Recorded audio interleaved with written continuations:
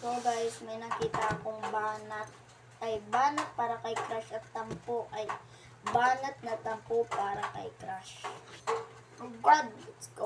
Ako lang isulat to. Ako lang. Sobrang dami yung banat, yung tampo. Yan o, sobrang dami. Tapos yung banat na pangkilig. Isa lang, wala akong maisip eh. Tara. Banat. Uy, crush. Alam, para kang vape. Alam mo ba yung vape? Ganito kasi yan. Ang vape ay very. Ang I is important. Ang P, person. So, tara. Very important person ka kasi sa akin eh. Ba't hindi kayo tinikilig? So, itong banat na tampo kay crush. Di niyo naman alam kung ano crush ko eh. Sinong crush ko pala? Tara. Hoy crush, ang pag-ibig ko sa'yo ay parang ulan. Mahirap iwasan at hindi ko kayang pigilan.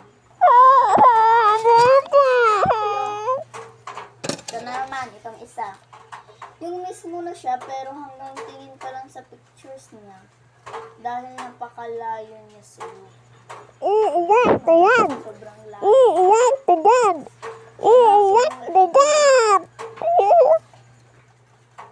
Paano mo masasabi na mahal ka ng mahal mo?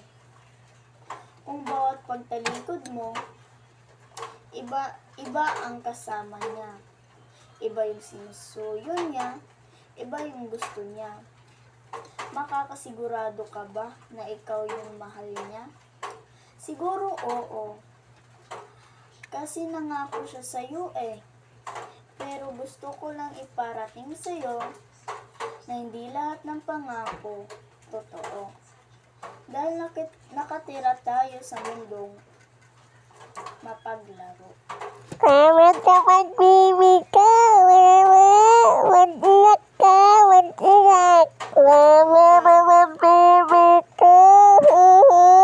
Sobrang sakit to ay itong Beep! Wala yun guys. Uy crush, ang pag-ibig ko sa'yo ay parang ulan. Mahirap iwasan at hindi ko kayang pigilan.